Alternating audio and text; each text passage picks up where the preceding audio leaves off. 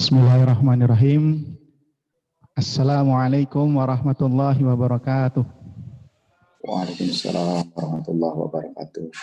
Innal hamdalillah nahmaduhu wa nasta'inuhu wa nastaghfiruh wa na'udzu billahi min syururi anfusina wa min sayyiati a'malina may yahdihillahu fala mudhillalah wa may yudlilhu fala hadiyalah.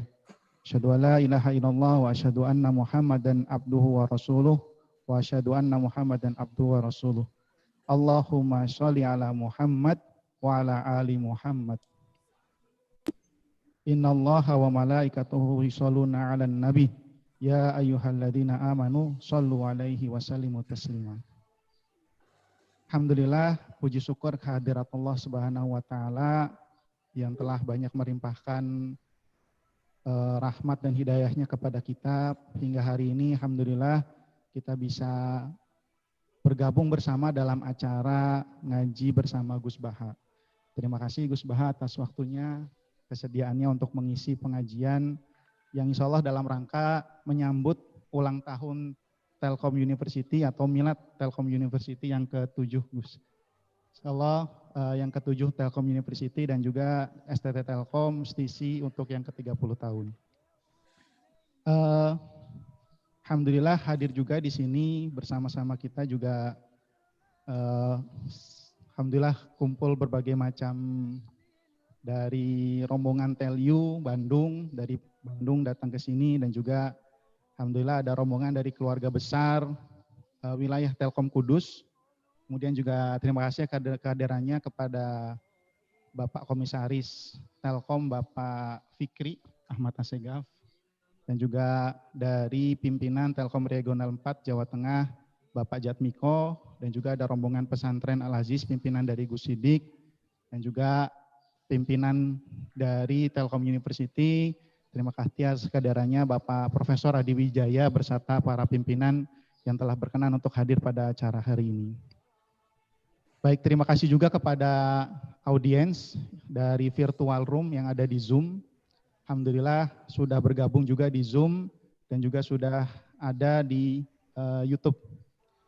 Baik, untuk mengawali acara pada yang berkah hari ini, kita awali dengan bacaan basmalah. Bismillahirrahmanirrahim. Kemudian pembacaan ayat suci Al-Quran dari At-Taqi Koyun Abadan. Beliau adalah mahasiswa S1 Desain Interior tahun 2017 Fakultas Industri Kreatif. Silakan kepada operator mungkin bisa di.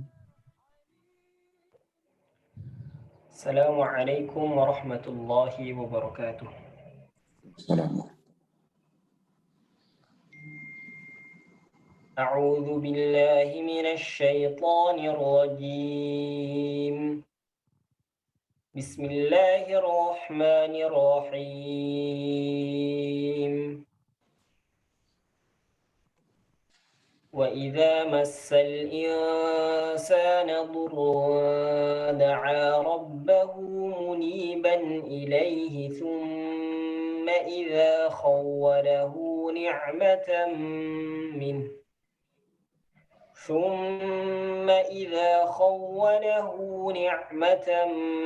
مِّنْهُ نَسِيَ مَا كَانَ يَدْعُو إِلَيْهِ مِنْ قَبْلُ وَجَعَلَ لِلَّهِ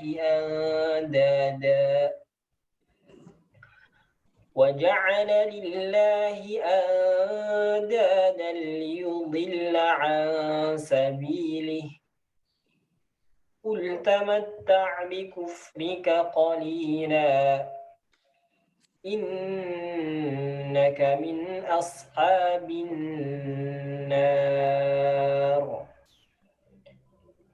أَمَّنْ هُوَ قَانِتٌ آنَاءَ اللَّيْلِ سَاجِدًا وَقَائِمًا يَحْذَرُ الْآخِرَةَ وَيَرْجُو رَحْمَةَ رَبِّهِ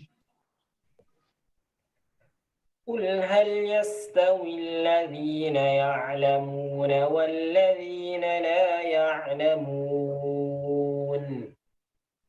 إِنَّمَا يَتَذَكَّرُ أُولُو الْأَلْبَابِ Sadaqallahul azim. Wassalamualaikum warahmatullahi wabarakatuh. Waalaikumsalam. Baik, terima kasih kepada Mas Ataki Kowiyun Abadan. Beliau adalah mahasiswa dari Telkom University, Fakultas Industri Kreatif. Dan alhamdulillah beliau juara 1 MHQ di UIN Sunan Gunung Jati dan berbagai macam perlombaan MTQ yang ikut dalam kegiatan tersebut. Baik, saya ingin menyapa peserta ataupun juga yang ada di sini, hadir pula di sini. Tadi mohon maaf lupa tersebut. Keluarga mahasiswa dari Nahdlatul Ulama dari Telkom University dan juga dari IPB ya tadi ada ya Mas. Terima kasih banyak atas kehadirannya dan juga para alumni dari Telkom University. Dan alhamdulillah juga sudah tergabung di Zoom. Tadi saya dapat kabar sekitar 500 peserta sudah tergabung dalam Zoom dan insya Allah akan terus bergabung di dalam Zoom tersebut dan juga saya pikir di YouTube juga tidak kalah banyak gitu ya. Alhamdulillah insya Allah nanti kita bisa mengikuti pengajian dari Gus Baha dengan khidmat insya Allah. Dan juga sebagai informasi insya Allah nanti kita buka tanya jawab yang di Zoom silakan bertanya di fasilitas Q&A.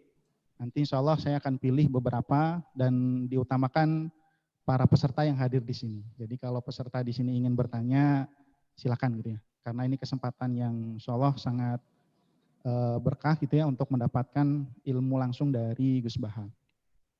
Baik, berikutnya langsung kita ke acara berikutnya yaitu adalah sambutan dari Rektor Telkom University, Bapak Profesor Adi Wijaya. Silakan Bapak Profesor Adi Wijaya, waktu dan tempat dipersilakan. Terima kasih Pak Denny. Bismillahirrahmanirrahim. Assalamualaikum warahmatullahi wabarakatuh. Yang saya hormati, yang saya muliakan Gus Baha beserta rekan-rekan yang ada di sana. Saya perlu sebutkan nih, terima kasih juga Bapak Ahmad Fikri Asegaf yang telah sudi datang ke pengajian ini. Kemudian Bapak Jatmiko yang saya hormati dari FIP Tirek 4. Kemudian rekan-rekan pimpinan Telkom University beserta jajaran dan para dosen yang saya banggakan. Alhamdulillahirabbil alamin. Wabihi nasta'inu ala umuri dunya waddin. Wassalatu wassalamu ala Rasulillah Sayyidina Muhammad wa ala ali Muhammad. Bersyukur kepada Allah, kita semua dalam kondisi sehat walafiat. Semoga kesehatan ini senantiasa membersamai kita. Karena sesuai dengan hadis Nabi bahwa kesehatan ini kadang-kadang kita lalaikan nikmat ini. Insya Allah di tengah pandemi ini kita senantiasa bersyukur dengan menjaganya kesehatan ini. Rekan-rekan semua yang saya cintai, Gus Baha yang saya muliakan, pertama kali saya ingin mengucapkan terima kasih kepada Gus Baha atas waktu yang telah disiapkan untuk kami. Betul bahwa tadi dikatakan bahwa kami adalah milad dari Telkom University ini. 30 tahun perjalanan kampus Telkom sampai akhirnya menjadi Telkom University di tahun 2013 yang lalu.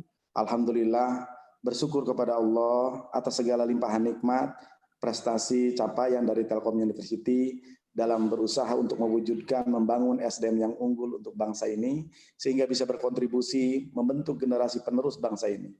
Insya Allah yang kami ajarkan adalah tidak hanya keterampilan, namun juga karakter, termasuk spiritual, sehingga ini akan menjadi pondasi pada saat mereka beraktivitas nanti di masyarakat. Insya Allah itu apa yang dilakukan oleh mereka, oleh kita semua akan menjadi nilai ibadah. Saya jadi teringat apa yang disampaikan Mbah Mun terkait dengan bagaimana mendidik putra-putri kita. Katanya, jadi guru itu tidak usah punya niat bikin pintar orang. Nanti kamu hanya marah-marah ketika melihat muridmu tidak pintar. Ikhlasnya jadi hilang. Nah, dalam kesempatan ini insya Allah siraman spiritual, tausiah yang akan disampaikan Gus Baha ini akan membawa kita, akan membangun pada diri kita sebagai pendidik, apa yang kita berikan, apa yang kita lakukan, apa yang kita persembahkan dalam kontribusi membangun SDM unggul tadi, insya Allah menjadi lillah, tidak hanya lelah yang kita rasakan, tapi insya Allah menjadi amal jariah yang akan menjadi penolong kita nanti di yaumil hisab. Amin ya rabbal alamin. Seiring dengan ini juga, saya atas nama pribadi dan beberapa rekan yang belum sempat sowan ke pesantren Gus Baha, saya memohon maaf, insya Allah, karena memang saat ini kami akan kedatangan beberapa tamu juga, ini bentrok dengan yang dari Kementerian Pendidikan dan Kebudayaan.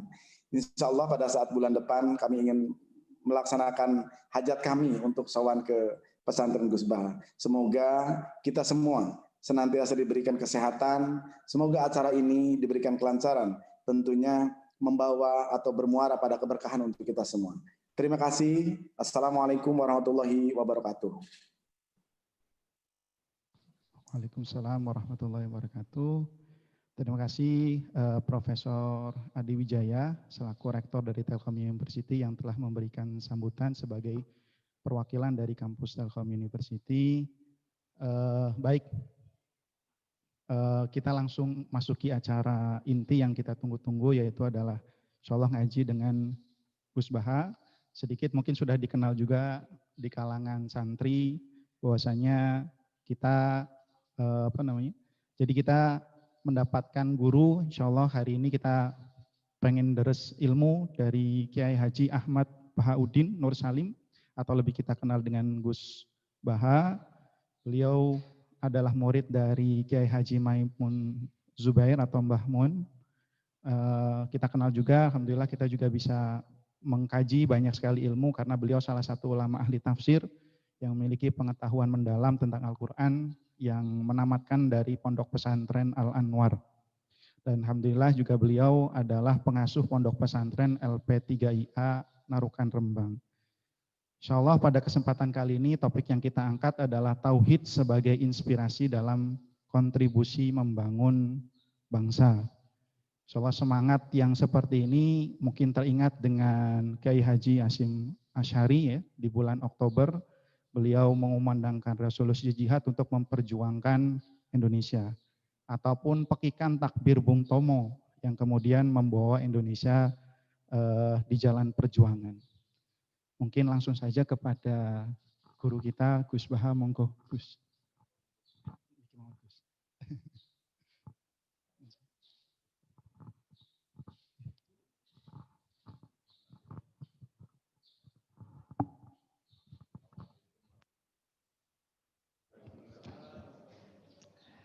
Bismillahirrahmanirrahim. Rabbi shrah li sadri wa yassir li amri wahlul 'uqdatam min lisani. Allahumma shalli wa sallim ala habibika Mustafa Muhammadin wa ala alihi wa sahbihi asma'in, nama ba'du. Yang kita hormati bersama Profesor Dr. Adi Wijaya selaku Rektor Telkom University. Di sini kita ditemani dan yang tentu kita hormati Habib Fikri Assegaf. Ada Bapak Kiki, ada beberapa teman tadi yang sudah disebutkan oleh moderator. Langsung saja sesuai tema bahwa kita akan menjadikan tauhid sebagai sumber inspirasi bangsa atau sumber kekokohan bangsa atau sumber ketahanan NKRI. Perlu dicatat bahwa di antara yang sering disabdakan oleh Rasulullah SAW adalah inna minal bayani la sikhron. Jadi penjelasan atau orasi atau argumentasi atau apa sajalah itu adalah bagian dari sihir. Sihir di sini maknanya itu sesuatu yang kayak hipnotis, tapi di sini dalam konteks positif.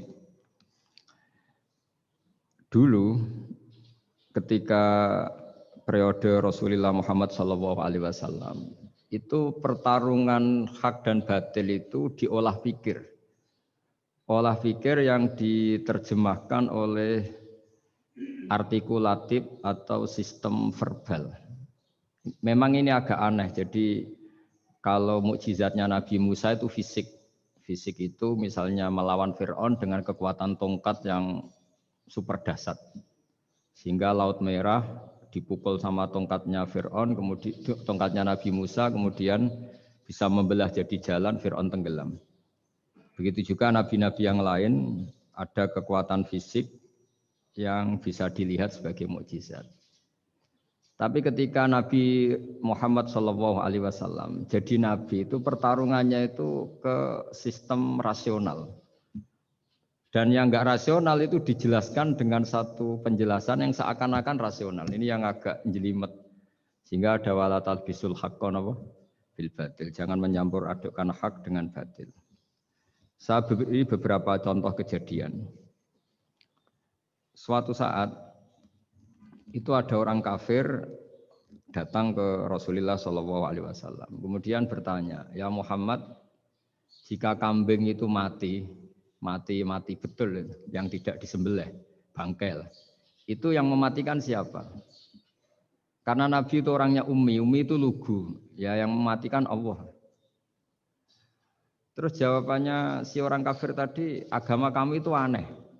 Yang dimatikan Allah langsung haram, tapi yang lewat tangan-tangan manusia yang berlumuran dosa halal katanya. Sehingga terus jadi logika yang kok iya ya gitu. Harusnya yang dimatikan Allah langsung kan orisinil gitu. Sehingga orang terus terbelalak, seakan-akan ini hebat gitu. Dan resikonya Nabi Habib Fikri, resikonya itu enggak boleh fahisan mutafahisan. Corong Jawa Nabi ora oleh cangkem elek, itu resiko. Andai kan Nabi boleh cangkem elek enak. Nak halal ya pangan kon. Kalau itu baik ya silahkan makan ya. Tapi masalahnya Nabi tidak boleh seperti itu. Andai kan tidak Nabi kan gampang ya sudah kalau halal ya silahkan makan. Masalahnya Nabi tidak boleh apa? Enggak boleh berbicara kasar, tidak boleh berbicara buruk. Terus ada lagi beberapa kejadian yang seperti itu, yaitu masyhur suatu saat Sayyidina Ali didatangi seorang kafir juga Yahudi. Ali, kakimu angkat satu, diangkat sama Sayyidina Ali. Angkat dua-duanya, ya tidak bisa. Gitu kok temanmu, maksudnya Nabi Muhammad mengklaim bisa naik langit, gitu aja kamu tidak bisa. Jadi selalu pakai olah kata. Yang ketiga misalnya Muhammad, kita ini punya urusan banyak, punya problem banyak. Dan Tuhan itu dianggap penyelesai problem, halul muskilat, yang bisa menyelesaikan problem. Pertanyaannya, kalau problem kita banyak, Tuhannya satu tidak cukup Muhammad. Kalau problemnya banyak, ya Tuhannya harus banyak. Sehingga ketika Nabi membawa tauhid, protes mereka, komplain mereka, aja'alal alihata ilahau wahida innaha dala syai'un ujab. Masa Tuhan satu, wong problemnya banyak, urusannya banyak. Kalau urusannya banyak, ya Tuhannya harus banyak. Nah, karena olah pikiran seperti ini, sebetulnya bukan olah pikiran ini, hakikatnya olah kata, karena ini tidak mewakili hakikat. Ya saya ulang lagi, sebetulnya ini bukan olah pikiran atau olah akal atau olah kecerdasan, tapi olah kata, karena semua yang diomongkan ini tidak mewakili apa? Hakikat. Tapi faktanya itu terjadi. Sehingga mukjizatnya Rasulullah SAW itu tidak boleh berupa fisik kayak tongkatnya Nabi Musa, atau tabutnya Nabi Harun atau apalah yang sifatnya fisik. Karena ini tidak menjawab kecerdasan-kecerdasan yang terimplementasi oleh kata-kata yang dikatakan orang-orang kafir tadi, yang bisa memojokkan orang-orang kafir. Akhirnya Nabi diwarisi kecerdasan, dikasih kecerdasan oleh Allah Ta'ala, yaitu yang dikatakan fatona. Dan mereka memang suka, mempermalukan Nabi itu suka. Misalnya Nabi karena sebagai Nabi beliau tahu betul bahwa semua itu biadillah di tangan Allah. Itu Nabi pernah ngendikan la adwa wala tiarota, tidak ada penyakit menular. Lalu ada orang Yahudi atau orang siapa saja, orang bodoh lah yang jelas ini. Ada unta yang kena penyakit gudik, kalau orang Jawa bilang gudik apa? Kalau orang itu agak apa? Kudis ini. Yang kena kudis ini dijejerkan sama yang waras. Ternyata yang waras sekarang jadi kudisan. Senang mereka karena bisa mempermalukan Nabi. Ya Muhammad, ini unta kena kudis. Ternyata yang waras tertular oleh yang kena kudis. Padahal kata kamu tidak ada penyakit apa? Menular. Itu problem-problem jadi Nabi di era Rasulullah SAW. Sehingga Quran datang dengan kecerdasan yang untuk menjawab itu. Makanya Nabi tidak pakai mukjizat fisik, tapi mukjizat logika. Akhirnya Nabi diajarin Allah lewat Jibril, yang dikira mereka yakin kalau menang dalam debat.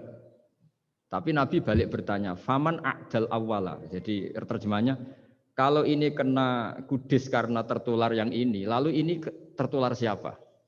Yang pertama tadi. Wah itu asli mat dari Allah ya, maksud saya itu. Jadi dia ingin contoh yang kedua yang tertular, dengan itu berarti ada penyakit apa? Menular. Tapi Nabi tanyanya faman a'dal awwala. Lalu yang pertama kena kudis itu tertular siapa? Makanya kalau sekarang misalnya corona menular itu yang pertamanya dari siapa itu? Tidak tahu itu. Ya tidak perlu tahu, tidak bidang kamu. Jadi ini saya mau cerita. Jadi logika-logika yang dibangun orang kafir itu sebenarnya bukan logika, tapi olah kata. Dan orang kafir itu paling pintar. Karena mereka itu penyair. Penyair itu kalau sekarang modern mungkin mirip-mirip jurnalis atau mirip apalah. Bisa mengubah apa saja. Apa yang sebetulnya baik dikesankan buruk atau sebaliknya. Sehingga ini menyusahkan karena Nabi harus ngendikan hakikat, harus mengatakan sesuatu yang nyata dengan bahasa yang benar. Sementara mereka mengatakan kebatilan dengan penjelasan yang baik. Ini ribet kan? Sehingga dalam banyak percekcokan ya. Itu susah dicari jalan tengah karena sama-sama mirip, kebenaran ini sama-sama mirip. Jadi misalnya yang masyhur dalam satu peristiwa besar, konflik antara Sayyidina Ali dan Sayyidina Muawiyah. Itu konflik yang nggak bisa diedarkan, gara-gara kalimat, gara-gara kata-kata. Makanya sekeras-kerasnya pedang atau senjata itu masih keras apa? Kata-kata atau polemik lah atau apalah. Karena sekarang itu agak susah membahasakan. Ketika konflik Ali dan Muawiyah itu ada orang bilang, ya sudah, nahkum bi kitabillah. Sudah sekarang kita kembali ke kitabillah. Itu mereka megang mushaf. Mushaf ini yang saya pegang namanya mushaf. Seakan-akan itu benar karena orang Islam harus kembali kepada kitabullah. Pertanyaannya lalu Ali kata Ali, fadorobal mushafa biyadihi. Sayyidina Ali nepuk mushaf ini keras sekali.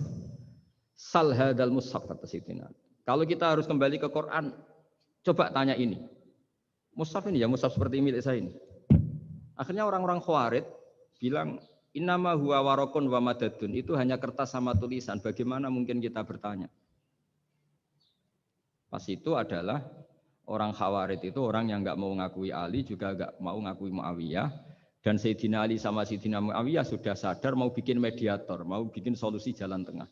Jadi sebenarnya dua beliau itu orang baik. Gara-gara diprovokasi orang Khawarij, terus jadi bentrok.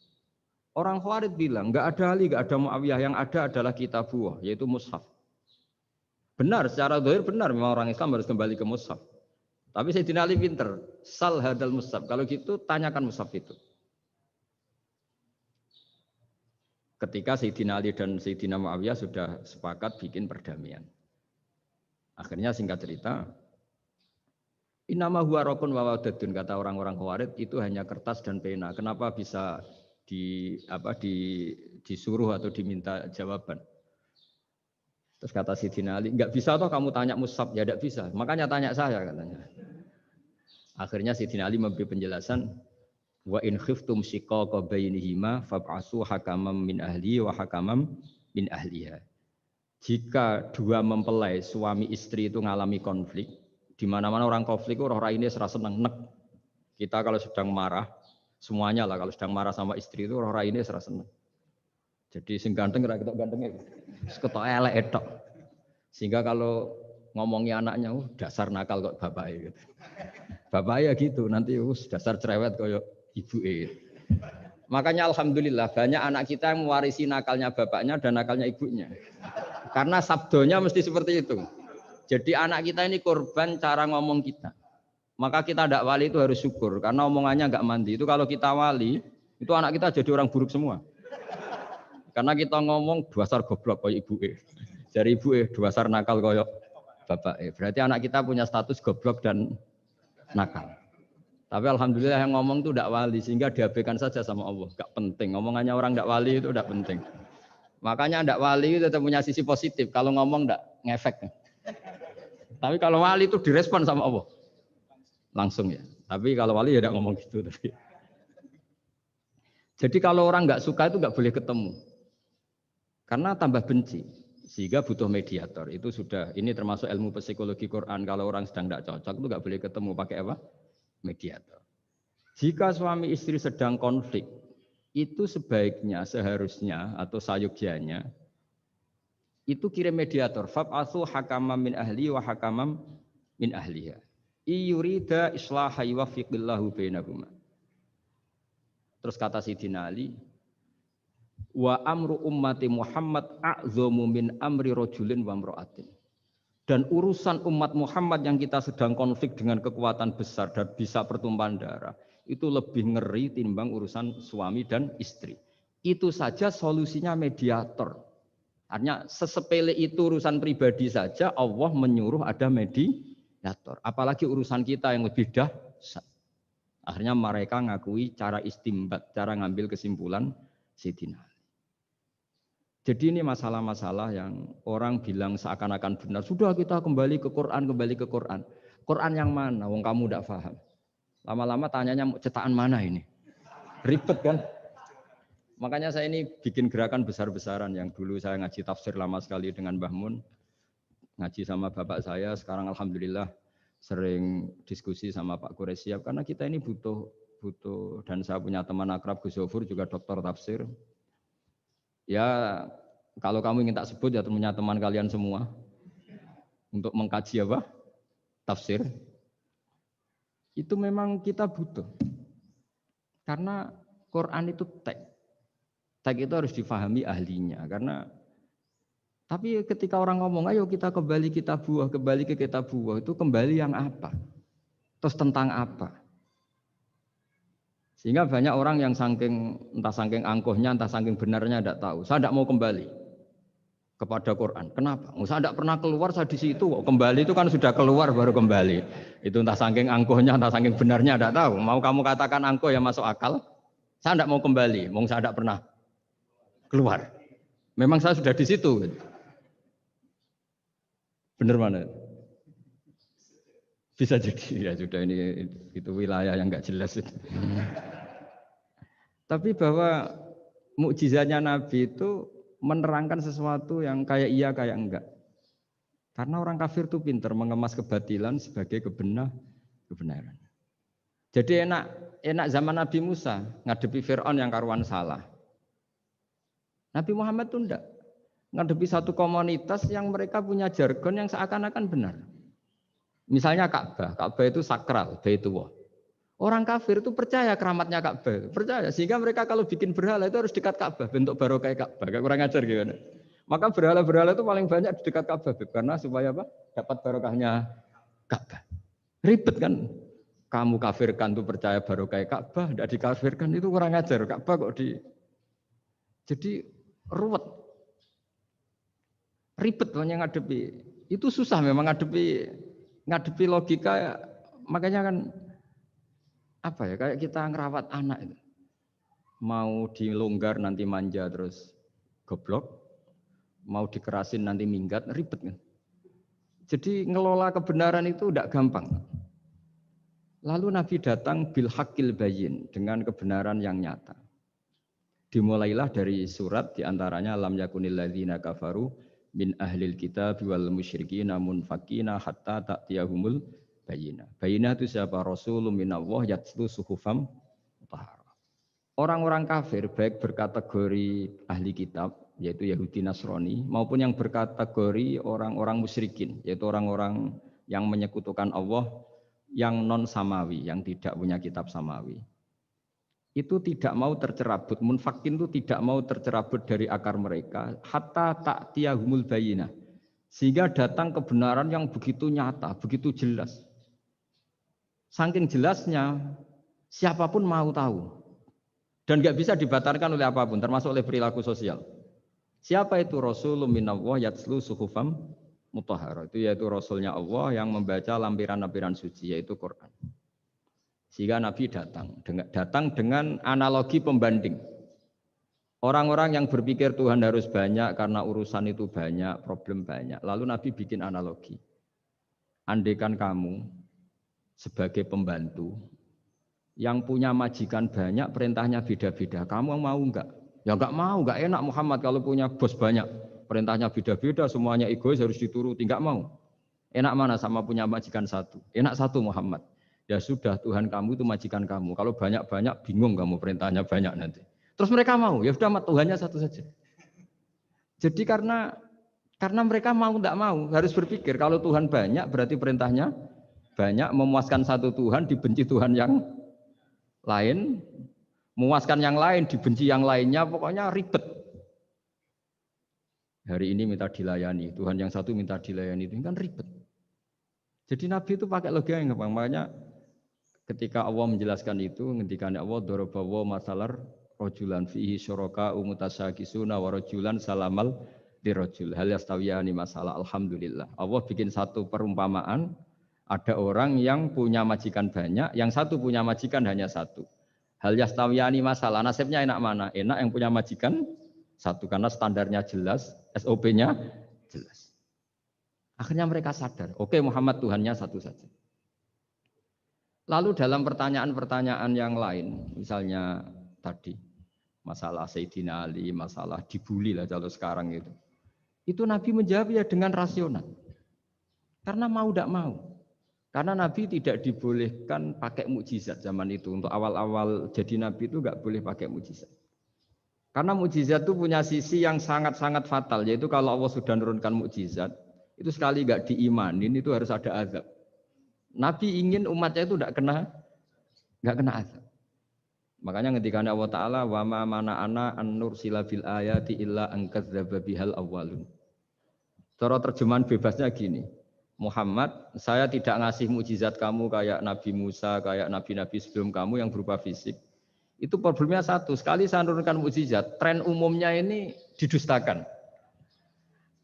Ketika didustakan, saya punya alasan menyiksa, wong sudah tak perlihatkan sebegitu jelas kok tetap didustakan. Maka sekali saya menurunkan mukjizat, kata Allah, wa ma nursilu bil ayati illa takhwifa. Saya memberikan satu ayat itu hanya warning, hanya peringatan bahwa ini akan ada bahaya azab. Sehingga karena pilihannya itu Nabi milih gak ada mukjizat yang seperti nabi-nabi sebelumnya. Milih mukjizat yang ilmiah, yaitu Al-Quran yang kita warisi sampai sekarang. Alhamdulillah. Karena kata ulama-ulama, nah ini pentingnya penjelasan. Andaikan mukjizat kita itu hanya tongkat, maka hanya ada di museum. Kita lihat tongkatnya Nabi Musa, mungkin klaimnya ada di Turki. Mukjizat tabut kita lihat lagi di mana lah tempat di museum apa. Tapi kalau mukjizatnya Al-Quran, itu umatnya Nabi akan merasakan nikmatnya ila yaumil kiamah. Misalnya kita dalam bersuami istri atau dalam berkeluarga atau dalam bermasyarakat. Itu Quran kalau nasihati kita gampang sekali. Misalnya wa ashiruhunna bil ma'ruf fa in karihtumuhunna fa asa an takrahu syai'a wa yaj'alallahu fi khairan katsira. Sudahlah kalau sama istri itu yang baik. Jika ada watak istri yang kamu enggak suka, dalam ketidaksukaan kamu itu ada kebaikan yang banyak. Kamu enggak suka karena kalau istri kamu sering marah, kamu enggak suka. Sukanya yang senyum. Tapi kalau senyum terus sama orang lain juga senyum, ribet kan kamu. Jadi sudah anggap saja ada hikmahnya. Semua itu ada hikmahnya. Kalau istri kamu marah tidak kelihatan marahnya, dipendam, itu enggak ekspresif. Cara akting sinetron enggak masuk itu. Tapi kalau marah kelihatan marahnya itu ekspresif, itu kecerdasan itu apa? Bisa menumpahkan keinginan. Wah itu bagus ini. Jadi disuruh lihat sisi apa? Positif. Imam Syafi'i itu pernah ketemu seseorang yang di depan beliau cium tangan hormat. Suatu saat dikasih tahu sama santrinya yang lain, orang yang mencium kamu wahai Imam Syafi'i itu di belakang ngerasani kamu, bully kamu. Kata Imam Syafi'i, baguslah. Kenapa? Berarti saya wibawa, di depan saya tidak berani. Jadi enteng. Beliau dikasih tahu, tetangga kamu banyak yang benci engkau ya Imam Syafi'i. Baguslah, tidak akan utang saya. Justru yang kenal-kenal itu yang utang-utang itu. Jadi enteng terus. Jadi dunia ini dianggap gampang saja. Coba kalau istri kamu sedang rukun sama sedang marah itu murah mana? Murah marah. Kalau rukun minta ke mall pusing. Jadi ulama dulu itu murah mana? Marah sama rukun. Kalau sedang harmonis, minta kemana?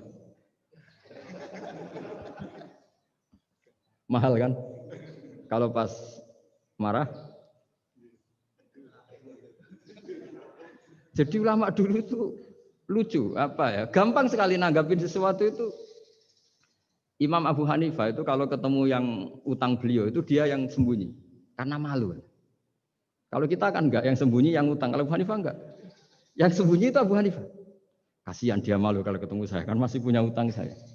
Itu kalau kamu ingin jadi wali itu gitu. Kalau ketemu yang utang kamu yang lari. Itu bisa bank tutup karena yang lari yang utangin. Dalam cerita-cerita wali itu unik-unik. Robi'ah Adawiyah itu pernah kemalingan. Itu beliau sembunyi. Malingnya nyari apa, dia sembunyi. Habis itu ditanya, kenapa engkau sembunyi? Sama lu, sama malingnya. Karena rumah saya nggak ada yang bisa dimaling. Karena enggak punya apa-apa. Jadi, ini kalau berpikir rasional kan ada Habib Fikri, bahasa rasional. Ini tak latih berpikir yang agak rasional.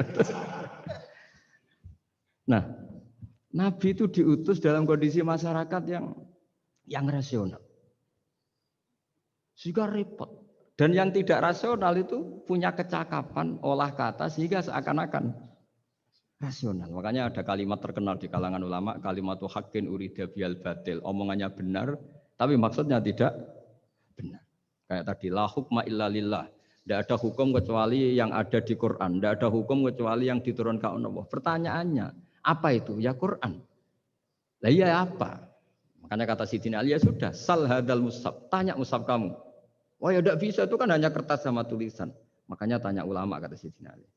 Nah Quran itu bal huwa ayatum bayinatun fi suduril ladzina utul ilm. Quran itu begitu jelas sebagai solusi tapi di hatinya orang yang punya ilmu.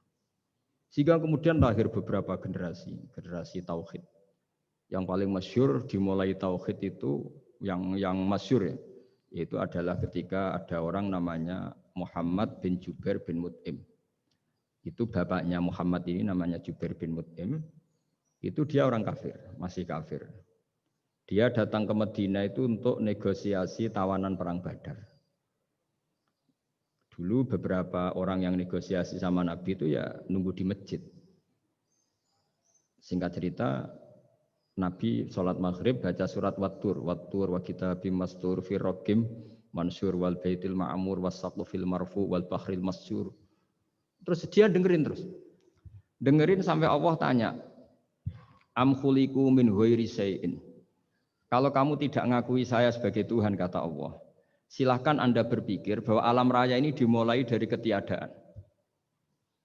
Atau kamu sendiri merasa sebagai pencipta alam raya ini, pencipta langit dan bumi. Itu namanya am khalaqus samawati wal ard. Itu orang itu disebut dahiyatul Arab, orang paling cerdas di Arab. Itu dia bingung. Dia selamanya kafir. Cara berpikir menuhankan berhala, Lata, Uzza. Pokoknya menuhankan makhluk lah. Terus dia mikir, Muhammad ini kacau ya. Akal saya dihabisin, kata dia. Jadi cara berpikir dia pakai akal. Dia tidak percaya mukjizatnya Quran. Tapi dia bilang Muhammad ini kacau. Akal saya dihabisin. Akhirnya Nabi setelah salam dia menyatakan Islam. Karena kata dia Muhammad, akal saya habis oleh apa yang kamu baca. Nah ini saya mau menerangkan tauhid sebagai inspirasi. Yaitu logikanya gini, langit bumi ini kan wujud itu punya eksistensi. Kalau langit bumi ini wujud, alam raya ini nyata, lalu kamu mengatakan sebelum alam raya ini ketiadaan, berarti ada satu kesimpulan ketiadaan menciptakan yang ada. Itu malah gendeng bareng. Logikanya kan nggak kena, al-adamu yakhluqu maujudan, sesuatu yang nggak ada menyebabkan atau menjadikan sesuatu yang ada. Akhirnya, padahal pertanyaannya tadi gitu, ya sudah kalau kamu nggak percaya saya sebagai Tuhan, sebagai pencipta awal, sudah ada usah Tuhan-Tuhanan. Tapi ya mari goblok bareng dengan mengatakan bahwa alam yang ada ini diciptakan oleh sesuatu yang tidak ada. Jadi Jubair, saya tidak mau goblok Muhammad, sudah iman saja saya, karena saya tidak mau goblok. Jadi agama ini datang dengan keceriaan berpikir. Sehingga Ibnu Hajar al-Asqalani mengatakan hadatin ja'a bil iltizat al-aqli. Agama ini datang dengan kenyamanan berpikir. Coba kalau Anda seorang profesor atau seorang doktor atau seorang ilmuwan, kemudian Anda diajak goblok dengan teori baru bahwa sesuatu yang ada itu diciptakan oleh yang tidak ada. Mau enggak kamu? Wes wong ora iso turu. Diajarin sesuatu yang ada diciptakan oleh yang tidak ada.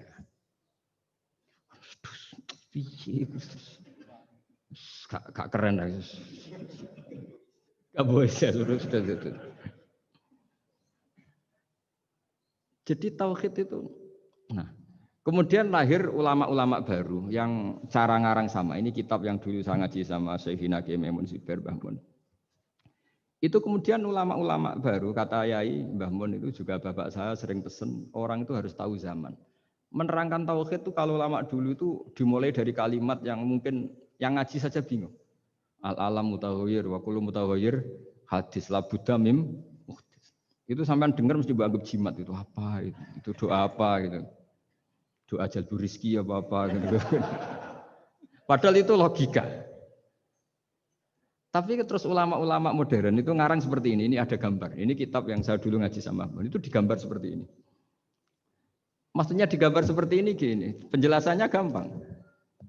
Sampean kalau gambar seruat apapun, misalnya gambar gedung tingkat 5 atau gambar gunung atau gambar apa saja.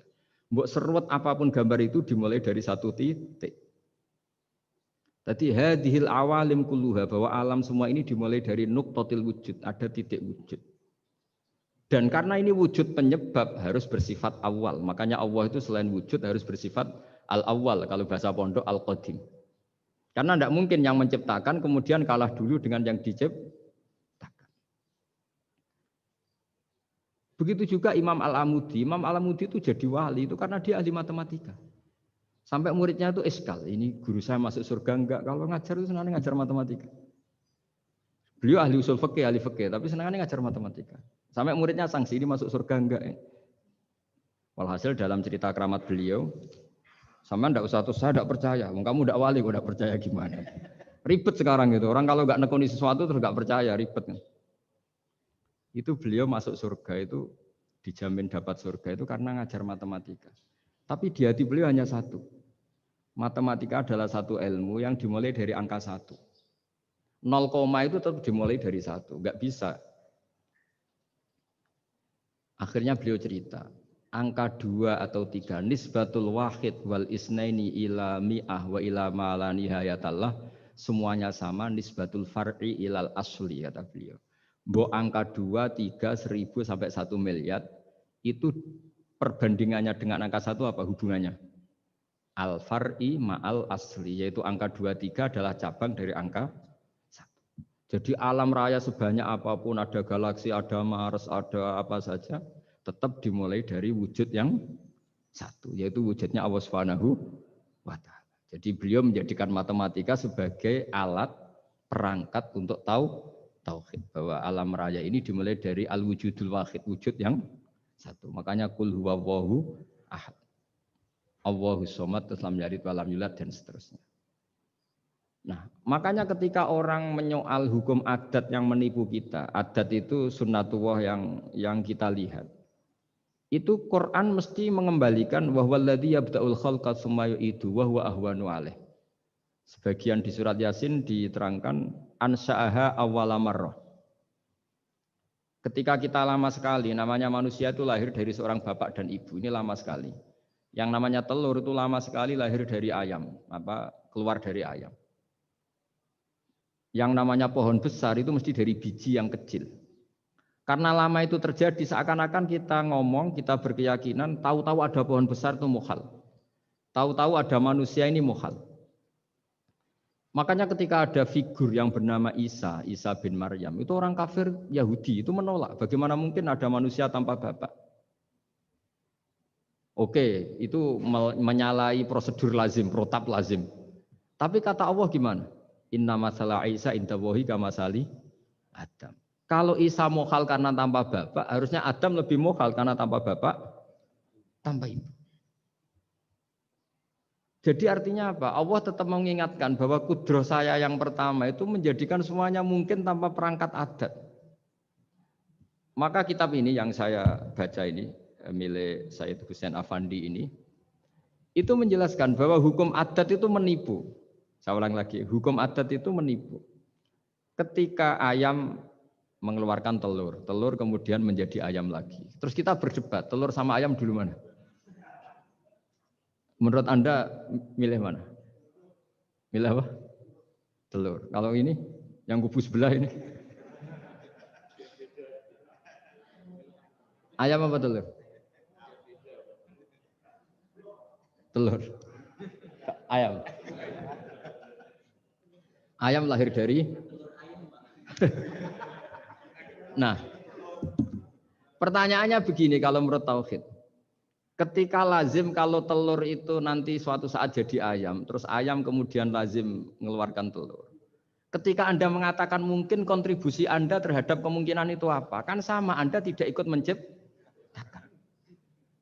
Wong tidak ikut menciptakan kok menvonis mungkin dan tidak mungkin. Kamu itu hanya saksi. Makanya pertanyaannya Allah, loh ketika itu kamu anggap mungkin, kontribusi Anda itu apa? Kan hanya melihat. Kamu sendiri tetap tidak mampu bikin telur, Anda juga tidak mampu bikin ayam. Artinya meskipun telur jadi ayam, ayam jadi telur sampai kiamat, tetap ada kontribusi kudrohnya Allah Subhanahu wa Ta'ala. Bukan berarti berdiri sendiri, wong kamu yang bilang mungkin ya nyatanya enggak berkontribusi. Sehingga kalau suatu saat Allah bikin telur dari batu atau ayam keluar dari batu, bagi Allah itu enggak masalah. Tapi bagi kamu masalah.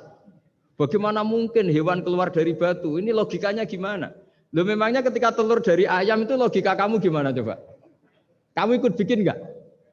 Nah ini di sini pentingnya mukjizat. Akhirnya Allah bikin mukjizat, ada satu onta besar keluar dari batu, yaitu mukjizat Nabi Kamu memasalahkan, ini gimana onta kok keluar dari batu? Lalu kalau Allah tanya kamu, gimana telur keluar dari ayam? Loh ini biasa Gusti mungkin, memangnya kamu bisa. Berarti bagi orang yang tauhid, yang wali, keluarnya ayam dari telur sama onta dari batu itu nisbatnya sama. Sama-sama semuanya di luar kontribusi kita. Kenapa yang satu kamu katakan mungkin, yang satu kamu katakan tidak mungkin? Toh kamu sama-sama tidak terlibat. Itu cara berpikir tauhid. Artinya apa? Orang-orang wali atau orang-orang alim, meskipun melihat telur keluar dari ayam tiap hari, tetap subhanallah, subhanallah, Allahu Akbar. Karena ini keajaiban. Tapi kamu kan enggak taunya ajaib itu yang aneh-aneh itu. Makanya banyak cari kiai aneh yang gondrong, yang enggak pernah mandi, gara-gara kamu itu suka aneh itu gara-gara. Dong ini ya. Dong itu tahu ya. Jadi mbok sesering apapun alam raya ini ada siklusnya. Biji jadi pohon, pohon kemudian mengeluarkan buah, buah ada biji. Semuanya yang berkontribusi hanya kudrohnya Allah Ta'ala. Tidak mengikat Allah. Allah bisa bikin tanpa itu semua. Makanya Allah selalu memperbarui mukjizatnya. Termasuk ada onta besar keluar dari batu. Yaitu mukjizatnya Nabi Saleh. Kamu nggak boleh menyoal ini mukhal. Mukhal gimana? Karena itu nggak mungkin. Ukuran nggak mungkin apa? Kamu nggak bisa bikin kan? Sama, telur keluar dari ayam kamu bisa bikin. Sama-sama enggak. Nah di sini pentingnya ngaji ya. Makanya Allah ngendikan innallaha la yastahyi ayyadriba masalam ma ba'udatan fama fawqah. Allah itu tidak malu bikin contoh nyamuk. Karena nyamuk ini mukjizat yang besar. Sudah hewannya kecil, di situ ada ususnya. Ususnya ada uratnya. Coba kalau kamu bikin nyamuk itu. Kalau yang santri agak nakal itu ya ada alat kelaminnya, ada uratnya. Coba jenengan bayangkan, nyamuk kecil kan? Itu ada uratnya enggak? Ada ususnya ada uratnya. Uratnya ada bakterinya. Pusing kan kamu? Jadi sebetulnya ayat Allah yang dasar itu bukan dinosaurus tapi nyamuk. Bikin uratnya dinosaurus masih gampang, hewannya besar paling uratnya segini. Itu pesan di Juwana bisa lah. Tapi kalau pesen organnya apa? Nyamuk. Perutnya seberapa? Sudah gitu dia di dalamnya ada calon anaknya. Lebih kecil, banyak lagi jumlahnya. Coba. Nah ini agama ini datang dengan akal. Jadi kelihatan ada mukjizatnya Quran karena menyontohkan nyamuk. Dan kelihatan mukjizat kalau dijelaskan pakai logika. Yaitu kayak apa susahnya bikin nyamuk. Sudah kecil, ada organnya, organnya ada uratnya, uratnya ada kumannya, kumannya ada uratnya. Pusing enggak? Makanya tidak ada kampus yang siap memaklumatkan diri sanggup bikin nyamuk. Karena ya enggak sanggup tadi. Lah itu mukjizatnya Quran. Jadi agama ini ketika ulama-ulama ja'a bil iltizazil aqli. Agama ini datang dengan kenyamanan berpikir. Makanya kita nanti kalau mau mati itu yang seneng saja. Kita tidak tahu caranya hidup, tahu-tahu lahir, tahu-tahu hidup, tahu-tahu punya hutang, tahu-tahu banyak masalah, tidak tahu kita. Nanti kalau mati juga gitu, nggak ingin mati tahu-tahu mati. Nanti nggak tahu-tahu bangkit. Makanya sudah alaiha nahya wa alaiha namut wa biha nubasu insyaallah taala minal. Makanya kata Sidina Ali kalau ada orang susah hidup, kamu lahir keinginan kamu apa keinginan Allah? Ya keinginan Allah. Kamu mati, misalnya orang frustasi ingin mati ya tidak bisa mati. Kalau Allah tidak menghendaki ya tidak mati. Ya sudah, zaman kita hidup ya tidak bisa mengelola kehidupan ini ya sudah. Kalau mati juga tidak bisa mengelola kematian ini. Makanya terus kita diajarkan inna sholati wa nusuki wa mahyaya wa mamati lillahi rabbil alamin. Berhubung kita tidak tahu ya sudah hidup kita, mati kita semua di tangan Allah. Sudah kita pasrah saja. Nah, jamnya mati, mati aja, serah usah pamit, sudah mati aja, sudah gak ribet. Makanya wali-wali itu ya biasa ngelihat kematian itu, bukan karena yakin pasti masuk surga ya enggak. Kata wali-wali itu di dunia ya Tuhannya Allah, yang ngurusi kita ya Allah, nanti di akhirat ya sama. Itu tauhid ya. Jadi saya ulang lagi ya, jangan terjebak hukum adat. Karena dalam hukum adat itu sebenarnya Anda tidak aktor tapi hanya saksi. Yang namanya telur keluar dari ayam, ayam mengeluarkan telur. Tapi sebetulnya ini tidak mengikat. Allah bisa saja bikin hewan dari yang lain. Kayak tadi mengeluarkan untanya Nabi Soleh dari batu yang apa? Besar. Ya, wah itu mokal, bagaimana mungkin? Nah memangnya ayam jadi telur, telur jadi ayam, Anda ikut berkontribusi kan enggak? Andai kan Anda menyaksikan kudrohnya Allah Ta'ala di semua kejadian, yaitu Allah bisa bikin nyamuk, nyamuk ada organnya, organnya ada uratnya. Dengan reputasi seperti ini, maka kita akan mensifati Allah, innahu ala kulli syai'in qadir, bahwa Allah bisa melakukan apa saja. Wa huwa ala kulli syai'in qadir, diulang-ulang. Sama Indonesia yang sekarang seperti ini, yang kata orang ada yang bilang terbelakang, ada yang bilang tertinggal dari Eropa. Mungkin dalam kudrat tua untuk bikin Indonesia lebih makmur dari sekarang. Bisa mengalahkan negara-negara yang lain. Jadi kalau kamu ingin, tapi Indonesia banyak masalah gini-gini, bagi Allah mudah saja menyelesaikan masalah. Tetap inna dzalika 'ala Allahi yasir. Kita harus optimis bahwa semuanya bagi Allah mudah. Tapi cara berpikir ya tadi, dengan reputasi Allah bisa bikin nyamuk. Nah nyamuk sulitnya di mana ya tadi, sudah kecil, punya organ, organnya punya urat, uratnya punya bakteri, bakterinya punya organ, organnya bakteri, mungkin ada bakteri lagi. Pusing kan? Ya jangan usah dipikir kalau pusing.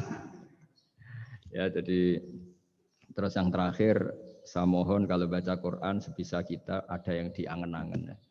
Jadi Allah kalau mendorong kita mengakui eksistensinya Allah, Allah sering ngendikan yang mudah-mudah. Misalnya saya ini yang menciptakan kamu, saya yang menciptakan kamu.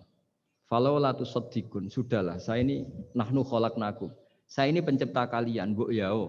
Hubungan kamu itu dengan saya. Urusan kamu terdekat itu dengan saya kata Allah, bukan dengan yang lain. Karena saya menciptakan kamu kata Allah. Tapi kita ini aneh, jadi manusia itu aneh. Dengan zat yang menciptakan kita tidak punya urusan, dengan yang tidak terkait dengan kita punya urusan. Itu kan aneh. Dan Allah kalau menerangkan itu gampang. Terus bagi manusia yang kumoluhur, yang angkuh, seakan-akan bisa menentukan segalanya. Falaula in kuntum ghairu madinin tarji'unaha in kuntum shadiqin. Kalau kamu orang hebat, Bu ya, ketika nyawa kamu mau keluar tuh kamu tahan supaya kamu enggak jadi mati. Enggak keren kan orang hebat kok mati katanya. Kamu sombongnya kayak gitu seakan-akan bisa ngatur dunia, menaklukkan dunia, ternyata kamu mati. Harusnya enggak usah mati dong. Kata Allah falaula in kuntum ghairu madinin tarji'unaha in kuntum shadiqin. Makanya falaula idza balaghatil khulqum wa antum khina idzin tangzuru. Mbok ya orang-orang yang keren, yang merasa hebat, yang biasa ngatur dunia, mbok ya ketika mati itu jangan mau. Ya, ini sensitif wilayah. Ya saya kira demikian ya, semoga lewat ngaji ini kita kembali ke tauhid yang benar lewat penjelasan-penjelasan yang akli, yang rasional. Saya pastikan agama ini datang dengan al-iltizatul akli, kenyamanan berpikir. Kayak apa susahnya kita dengan jadi ateis? Karena harus punya rumus bahwa yang ada diciptakan oleh yang tidak ada. Itu kan jadi aneh. Makanya ukuran iman, salasun mangkunna fihi wajata halawatal iman. Ciri utama iman itu nyaman, halawah itu manis. Karena ya itu tadi apa yang dibawa oleh Quran dan hadis sesuai akal kita.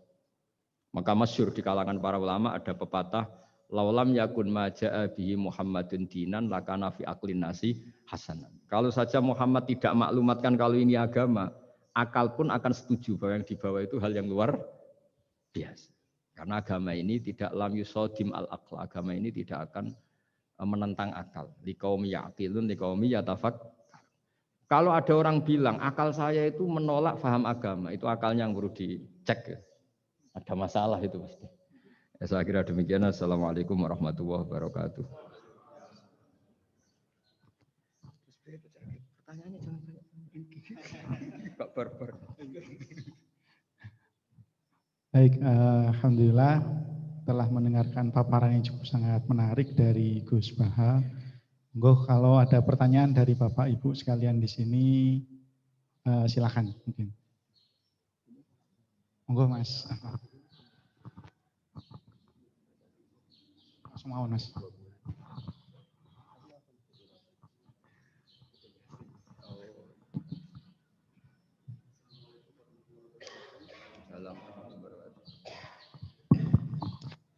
Gus badhe tanglet.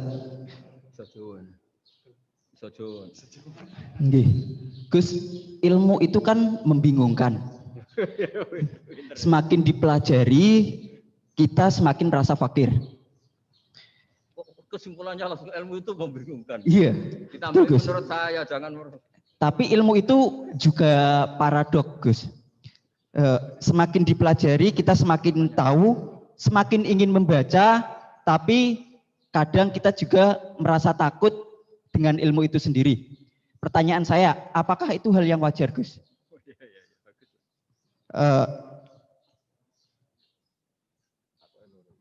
Terus, Gus, untuk saat ini ilmu itu banyak yang disalahgunakan. Orang yang berilmu dibuat salah dan disalahgunakan. Pertanyaannya adalah supaya orang yang benar itu tetap benar walaupun disalahkan dan disalahgunakan, guidance-nya itu apa, Gus? Karena semakin kesini banyak yang nggak berilmu ngaku berilmu, yang berilmu disalahkan dan disalahgunakan. Terima kasih. Wassalamualaikum warahmatullahi wabarakatuh. Anak buah jenengan. Oke, Bapak Nuwun. Mas Ahmad Saifuddin. Pertanyaan itu kesimpulannya agak jelas itu, tahu-tahu. Ilmu itu menyenangkan, bukan membingungkan. Enggak, itu maksudnya gimana kok tahu-tahu ilmu itu gimana tadi? Membingungkan. Misalnya ilmu tentang apa? Iya. Yeah. Yeah.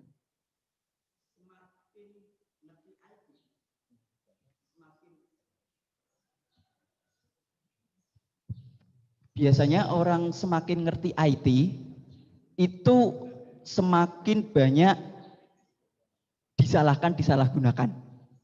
Jadinya banyak orang yang justru berilmu itu takut untuk muncul ke permukaan. Padahal itu justru ya dibutuhkan. Makanya ilmu itu membingungkan. Dia semakin dipelajari, kita semakin fakir, semakin merasa fakir ilmu, tapi kita juga semakin ingin tahu, semakin banyak membaca. Makanya menurut saya ilmu itu membingungkan. Semakin dibaca kita semakin bingung, tapi semakin pengen tambah ngerti. Dan semakin ngerti, kita semakin fakir ilmu. Kan bingung kan nih, Gus? Oh ya bagus lah kalau ada yang bingung bagus lah. Ya semoga bingungnya Anda tetap bingung. Jangan ngajak saya bingung. Gini ya, jadi kalau misalnya IT atau teknologi apapun, Islam datang itu kan ngatur ketentuan efek ya. Misalnya mudahnya komunikasi bagi orang yang soleh mungkin terus dipakai ngaji, dipakai kebaikan, dipakai menjaga NKRI. Bagi yang tidak baik dipakai alat selingkuh, alat memecah belah bangsa, dipakai alat adu domba. Jadi Islam datang ya sudah ketentuannya yang dipakai maslahat itu halal, yang dipakai madarat itu haram. Islam hanya ngajari itu, tapi bahwa penemunya yang menjadikan semuanya mudah. Dulu kita nelpon hanya dengar suara, sekarang pakai bisa tatap muka. Itu dianggap ilmu yang objektif, belum punya akibat. Nah nanti akibatnya tadi kalau nelpon yang yang kelihatan wajahnya apa namanya istilahnya itu video call. Kalau kamu sama guru kamu sama ibu kamu ya ibadah. Jadi kalau sama selingkuhan kamu ya dosa. Kan gitu toh, Islam hanya membahas itu. Tapi nanti ya kan memang hukumnya hanya itu kan. Kalau dipakai positif ya bagus, kalau dipakai negatif ya buruk. Nah, Islam tidak boleh terus disalahkan. Ini akibat teknologi maka orang mudah selingkuh. Sebelum ada teknologi yang selingkuh juga sudah banyak. Sekarang ngaji gampang karena ada telekonferensi gini-gini. Mulai dulu yang suka ngaji, yang ngaji gampang karena kadang kiai ya tetangganya. Enggak jauh-jauh juga banyak orang bener. Jadi ini kan urusan niat. Meskipun semuanya mudah, kalau nggak ada niat juga susah. Tapi saya kecewa dengan Anda karena mengatakan ilmu membingungkan. Ini saya. Tapi ya bagus lah. Orang jujur itu bagus. Hanya karena beliau bingung, yang aku bingung kan bagus. Jadi nilainya dijujur tadi. Tapi andaikan saya sebagai ilmu itu nggak terima diberi status membingungkan tadi itu. Tapi kalau kita yang ngaji tauhid, ngaji hikmahnya Allah. Semua yang diciptakan Allah itu ada hikmahnya. Misalnya Allah menciptakan manusia itu sebagai pemalas, itu bagus. Bagusnya begini, kalau di bab ibadah pemalas itu buruk. Tapi kalau andaikan Anda ditakdir punya kemampuan ahli nuklir, terus Anda tidak pemalas, setiap hari bikin nuklir yang paling dahsyat. Pertama hanya bisa menghancurkan Hiroshima dan Nagasaki, suatu saat bikin yang se-Asia. Lama-lama bikin yang seluruh dunia. Lama-lama saking cerdasnya, pertama butuh bahan besar, lama-lama hanya kecil. Ribet kan? Barokahnya pemalas. Ngantor, baca koran. Ngantor, ngerumpi. Sehingga yang bagian nangani nuklir itu tidak pinter-pinter banget. Itu bahaya tuh kalau pinter banget itu, karena efeknya itu. Sama, sekarang kan ada kacamata pinter beda. Itu kan ketemu orang bisa merekam kan, semua privat orang bisa ribet kan. Nah agama itu ngatur yang halal ya biar halal. Misalnya begini ya, ada orang ke Mars atau ke bulan. Kita katakan pinter dalam konteks menjelajah alam. Tapi kalau dibalik, rakyatnya miskin butuh makan. Kemudian itu untuk biaya ke bulan. Itu bodoh apa pinter? Membiarkan masyarakatnya lapar karena biayanya dipakai naik ke bulan. Itu pinter apa bodoh? Tapi dari tidak tahu tentang bulan menjadi tahu, pinter apa bodoh? Pinter. Tapi kebutuhannya makan kok malah naik ke bulan, pinter apa bodoh? Ya saya juga bingung kayak Anda kalau. Gak apa-apa ya. Ya memang ilmu ada sisi membingungkannya ya, gak apa-apa lah. Bingung-bingung dikit gak apa-apa. Tapi ya kira-kira sudah bingungnya tambah.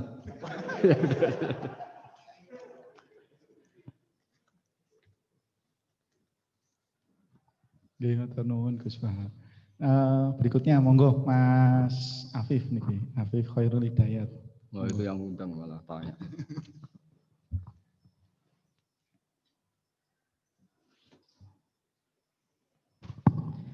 Bismillahirrahmanirrahim. Assalamualaikum warahmatullahi wabarakatuh.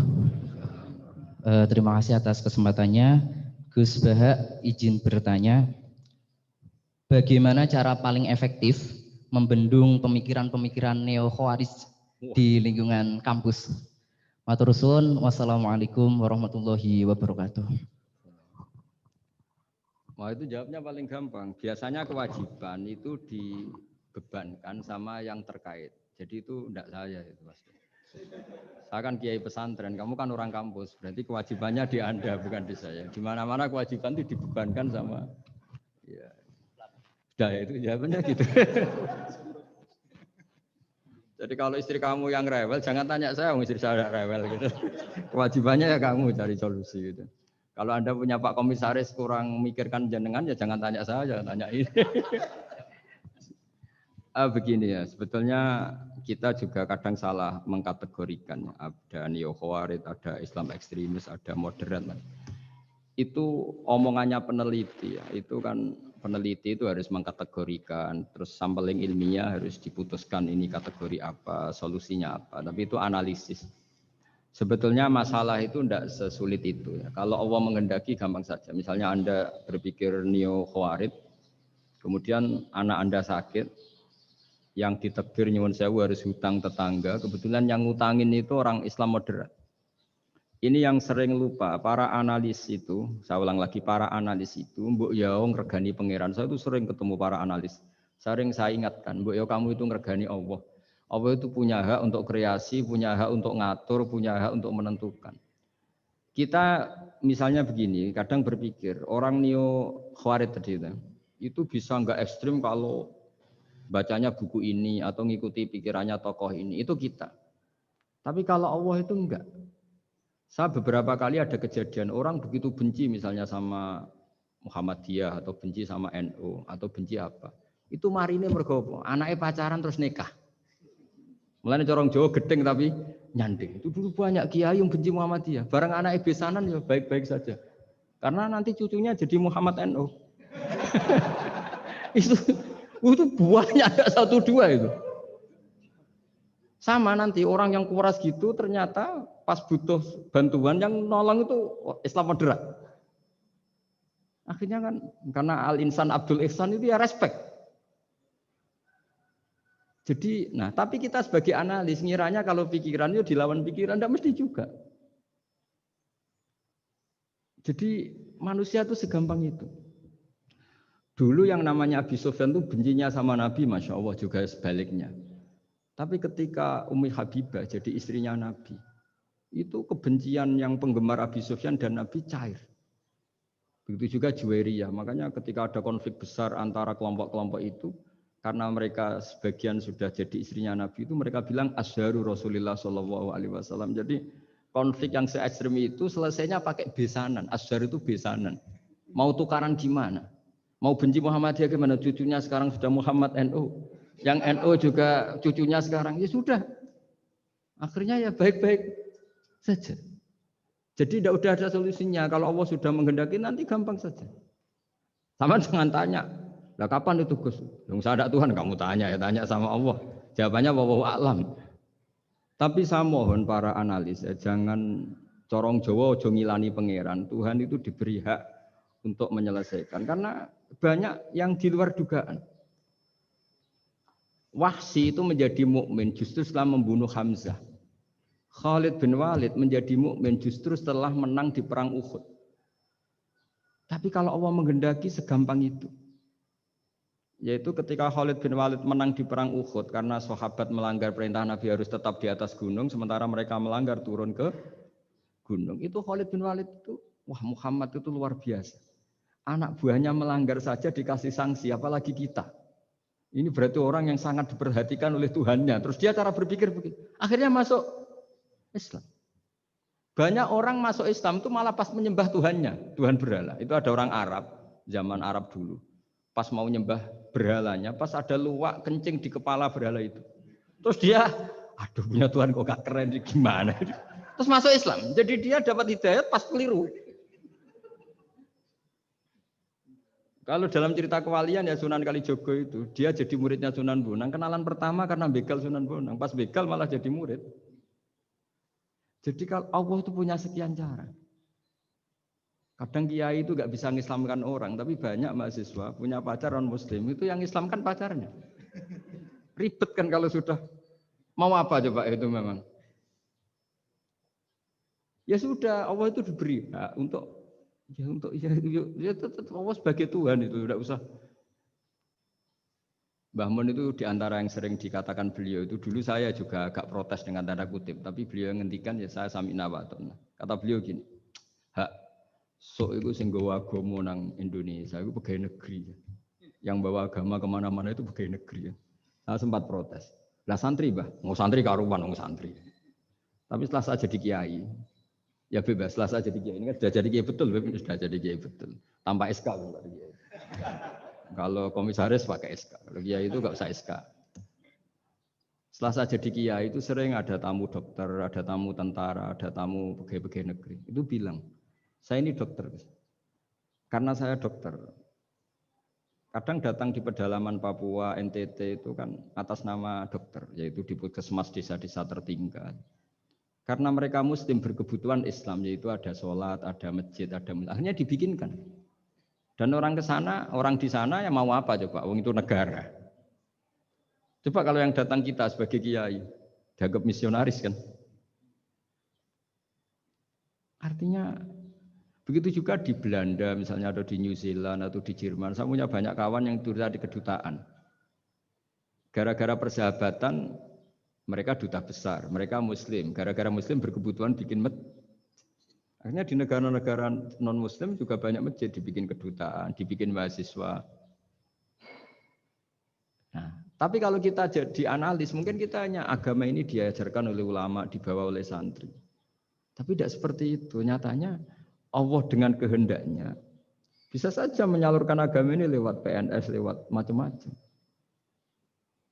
Jadi Allah itu maha kuasa. Makanya kita ini hanya bersaksi bahwa innallaha ala kulli syai'in qadir. Nah, kita sebagai kiai memang bantu mengenalkan ahkam fikihnya yang detail-detail itu. Tapi kalau menyebarkan Islam itu Allah punya cara. Saya kemarin pas ketemu Habib Quraisy di antara yang diceritakan itu. Orang Inggris itu kadang kenal Islam itu ya lewat Muhammad Salah itu, pemain bola itu. Karena mereka tidak ingin ngamati kiai, yang ingin diamati pemain bola. Jadi pertama, itu orang Perancis itu tidak benci Islam itu gara-gara Zainuddin Yazid Zidane itu. Zizou itu loh, itu namanya Zainuddin Yazid. Yazid Zainuddin, kena bahasa Perancis jadi Zinedine Zidane. Itu dulu imigran dari Aljazair itu dibenci sama orang Perancis. Tapi setelah yang membawa Perancis juara itu adalah seorang Zidane. Itu terus mereka agak benci Islam karena yang membawa kebanggaan Perancis juara dunia. Apalagi kalau nggak salah pas itu ada 3 pemain Muslim Perancis. Orang ngira orang Perancis tidak benci Islam kan nunggu toleransi beragama lewat buku-buku toleran. Ternyata enggak karena pemain bola aja Pak. Kalau mau mengendaki sampai jurnal-jurnal di Perancis setelah juara dunia siapa bisa membenci orang Aljazair? Mereka harga kita, mereka martabat kita. Padahal dulu pandang sebelah. Dulu itu orang di Inggris, pemain Inggris, itu kalau mau sholat susah, mau puasa susah. Terus mereka ingin minta hak puasa kalau musim puasa. Tapi menjadi mudah di luar dugaan. Manchester City dibeli Sulaiman Al-Fahim. Ya sudah mau apa coba manajernya yang punya muslim. Larang sholat tak pecat. Kan? Ya akhirnya ya malah ada masjid. Pelatihnya kalau ada yang puasa gitu, monggo dari akan mau apa coba. Segampang itu kalau Allah mengubah dunia. Makanya disebut ya muhawwilal ahwal hawil ahwalana ila ahsanil hal. Ya muqallibal qulub sabit qalbi ala dinik. Ya udah pokoknya semua itu ya kita ikhtiar tapi tetap yakin Allah yang punya cara. Dalam sejarah yang terkenal Islam masuk Indonesia itu tidak lewat ustadz, lewat pedagang. Versi ya sejarah yang terkenal meskipun banyak versi. Gara-gara ada pedagang, mereka muslim, mau tidak mau ya tetap berkehidupan muslim. Berhubung kehidupan Islam itu menarik, simpatik, akhirnya banyak yang menjadi Islam. Jadi ya sudah seperti itu. Ya saya kira demikian. Terakhir loh, super waktunya. Ya sudah. Ya.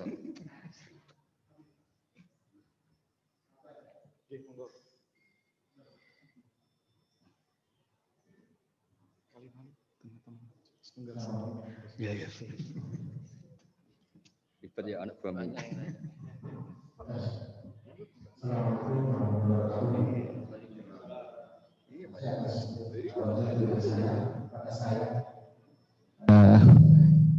Gus Bah, saya mau tanya, tadi saya tertarik pada paparan tadi tentang masalah pengolahan emosi ya, kata saya sekitar itu ya. Jadi menghadapi orang misalkan pasangan atau istri atau teman yang apa namanya itu? Jengkelin.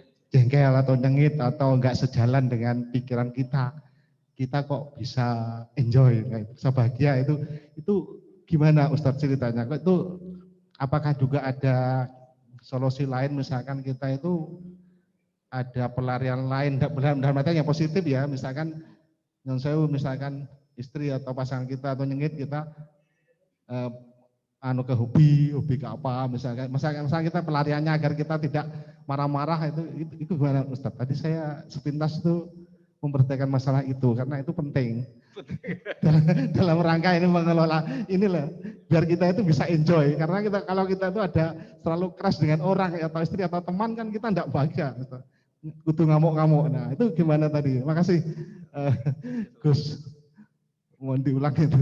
Ya, ya. Assalamualaikum warahmatullahi wabarakatuh.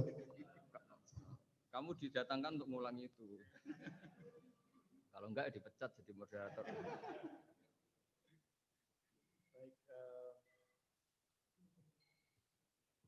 Tadi pertanyaannya pun niki, bagaimana mengolah emosi niki Gus? Ketemu kali niki pasangan opo teman niki Gus sing nyengitin opo ngeten Gus.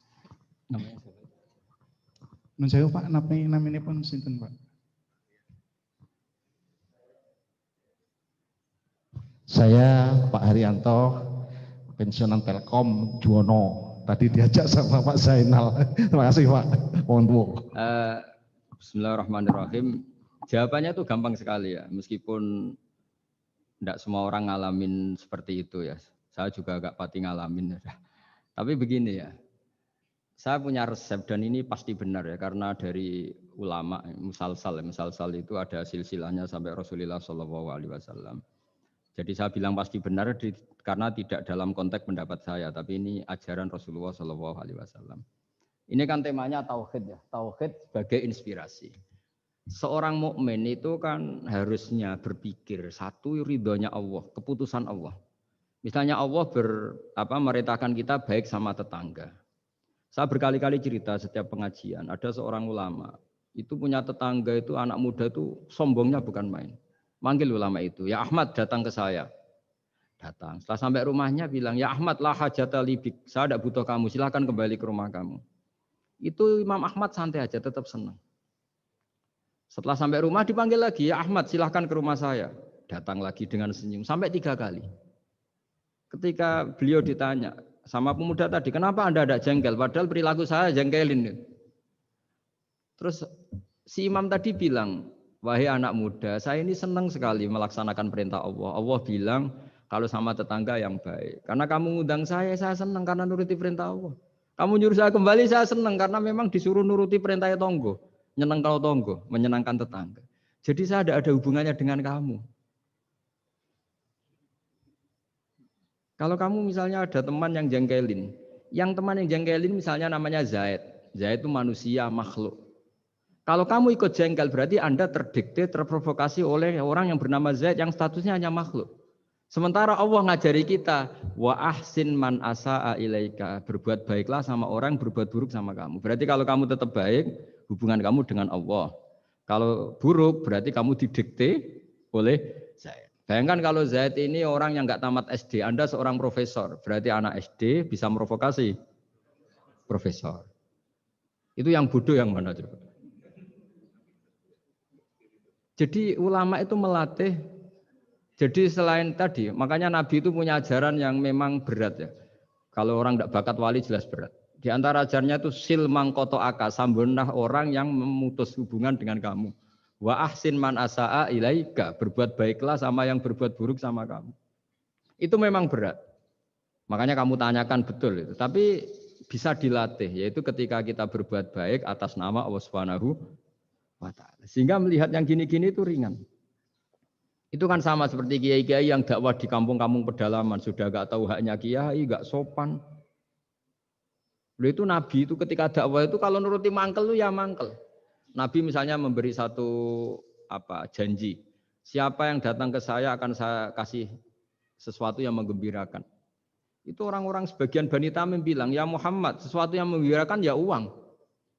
Padahal Nabi mau menerangkan fadilahnya amal ini begini-begini. Tapi pikiran orang-orang itu Yang menggembirakan itu ya uang. Kalau kamu kasih uang ya kita gembira, kalau enggak ya enggak. Jadi, tapi ya tadi ya, selain dilatih dengan langsung iman, dilatih punya seni kayak Imam Syafi'i tadi. Orang itu gimana? Di depan jenengan sopan, tapi di belakang ngerasani. Baguslah saya wibawa berarti. Jadi dianggap enteng saja. Saya pernah baca juga, ada orang ketika kaya temannya banyak, ketika miskin temannya yang dulu banyak, sekarang nggak ada yang jenguk dia. Terus lapor ke seorang Habib. Ini gimana Habib? Ketika saya kaya teman saya banyak, ketika saya miskin dibiarkan sendiri. Sekarang saya buruh di orang. Ya bagus gitu. Kalau teman kamu tetap main ke kamu dalam keadaan kamu buruhnya orang, mangkuli boto, mangkuli apa, malah kamu malu jadi tontonan. Mendingan mereka nggak datang. Oh ya bagus, alhamdulillah. Jadi coba kalau kamu sudah miskin, teman-teman kamu tetap datang. Pas kamu buruh orang, pasti bentak, malu enggak? Milih didolani apa milih enggak? Milih enggak. Dulu pikirannya orang kan. Jadi ulama dulu itu ngelola.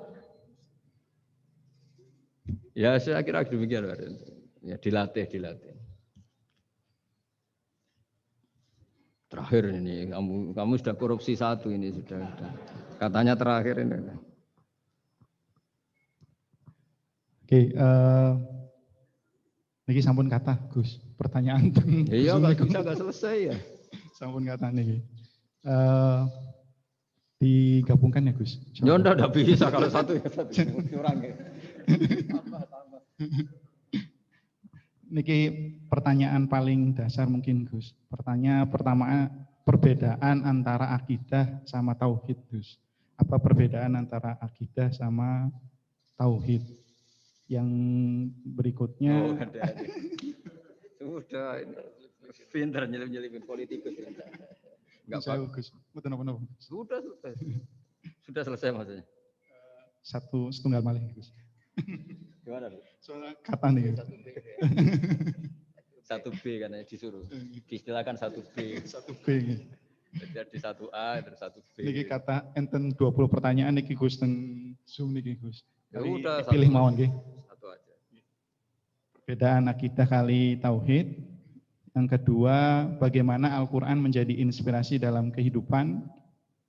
Berkesempatan di mondok pesantren sementara ada di antara kita yang belum merasakan mondok di pesantren, belajar ilmu Al-Qur'an, maka ada beberapa yang mengikuti orang yang berani menafsiri tapi keblinger. Jadi tafsir ayam kambing adalah ulama, atau ada yang khawatir menafsiri sendiri jadi salah. Mohon pencerahan dari Gus Bahar. Bismillahirrahmanirrahim. Alhamdulillah ini terakhir, semangat sekali saya sudah.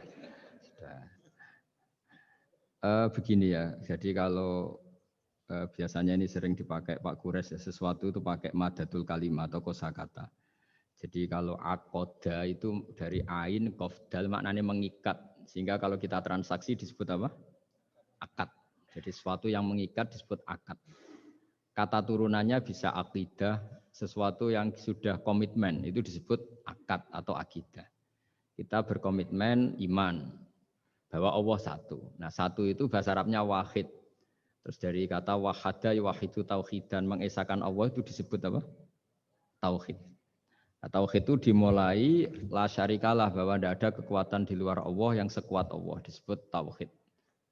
Jadi akidah dan tauhid itu sama, akidah ya tauhid, tauhid juga akidah. Jadi itu sama. Makanya yang dikatakan Islam itu apa? Yang dikatakan Islam itu adalah al-i'tiqad atau al-aqidah bil janan, akidah tertanam di hati, wa nutqu bil lisan, kemudian akidah itu kita lafadzkan, kita ucapkan, wal amal bil arkan, dan implementasi fisik kita juga seperti itu.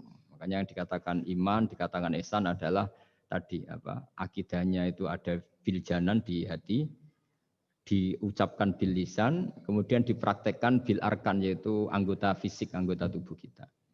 Sehingga sujud itu dianggap ibadah paling lengkap karena fisik kita ya tunduk sama Allah dengan kepala di bawah. Kalimatnya juga kalimat tunduk, subhana rabbiyal a'la wa bihamdi. Jadi makanya dilafatkan. Nah, dilafatkan itu penting supaya kuat. Makanya kita ini menyesali betul ketika ada perdebatan niat itu dilafatkan apa enggak. Itu enggak penting. Sebetulnya semua kita yang NU atau yang ahli sunnah atau siapa saja mengatakan melafatkan niat itu sunat. Jadi tidak mengatakan wajib. Tapi yang menentang dilafatkan juga kebablasan. Nah, melafatkan saja kok enggak boleh. Makanya dulu itu ada guyonan ketika penguasanya itu niat duhur gimana? Dijawab usolli fardhu dhuhri. Salah, niat ada di hati. Barang yang satu kuasa, niat duhur gimana? Ditulis niat ada di hati, enggak yang benar usolli fardhu dhuhri. Ya ribet kalau gitu. Jadi akidah dari kata akoda. Akoda itu mengikat. Sehingga disebut akdun nikah, berarti ikatan nikah. Akdul ba' berarti hukum jual beli yang sudah jadi. Ya. Akidah itu kata turunan dari itu. Sehingga maknanya apa? Komitmen kita terhadap agama ini. Komitmen kita terhadap Islam. Apa komitmen yang paling dasar dalam Islam? Tauhid. Mengesahkan Allah bahwa tidak ada Tuhan selain Allah. Nah, terus tadi yang menyangkut tafsir ya. Tidak semua kita pernah mondok. Jawabannya sudah tahu lah kalau tidak semua kita itu pernah mondok. Tapi begini ya. Pesantren itu dulu itu tidak harus seperti ini yang di pondok saya atau di pondok-pondok yang lain. Pesantren itu adalah sistem pengajaran di mana setelah diajarkan itu dirasakan, diamalkan, dijiwai. Sehingga dulu malah nggak ada pesantren yang kayak kita ini. Ulama-ulama dulu ya di rumah ngaji, tapi serius. Sehingga dulu itu memang yang dimulai ini yang adat kampus sebagian itu agak nggak cocok itu menghafal. Kalau kampus itu kadang kuat analisisnya, kalau di pondok itu memang disuruh menghafal. Kenapa menghafal itu menjadi penting? Karena pengembangan itu setelah hafal. Tapi kalau tidak hafal, maka sebenarnya kita tidak pernah mengembangkan agama, mengembangkan pikiran kita sendiri. Sehingga kita ini butuh hafal, meskipun setelah itu ada analisis. Saya beri contoh misalnya gini, mulai kecil sampai tua kita ketemu orang yang sangat materialistik. Makan enak itu apa? Sate. Makan enak itu bakso. Makan enak itu pizza. Selalu kita dibentuk fisik.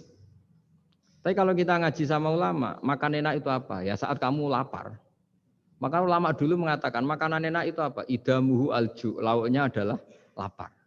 Kalau kamu lapar, semua makanan enak. Ini kearifan.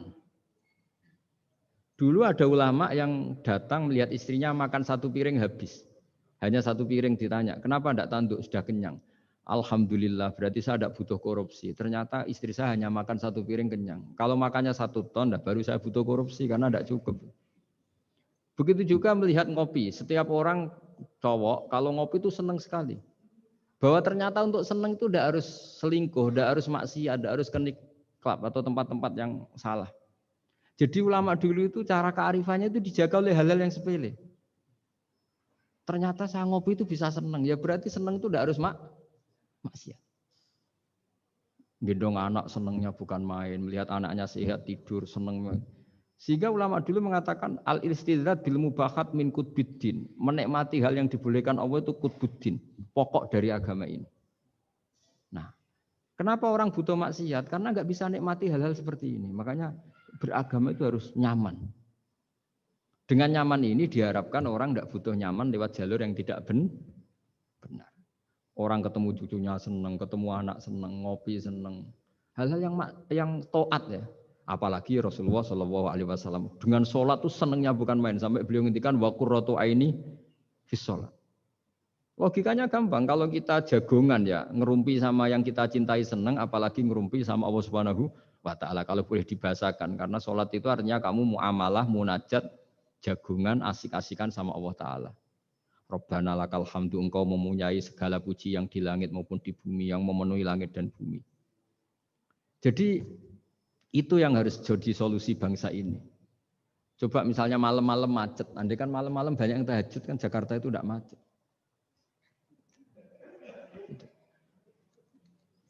Jadi ulama itu ingin menjadikan taat itu solusi. Makanya qul bi fadlillah bi rahmati fa bidzalika falyafrah. Orang yang sedang tahajud, itu setiap ulama dulu yang tahajud, itu sampai bilang gini, ainal muluk fi hadil ladzah.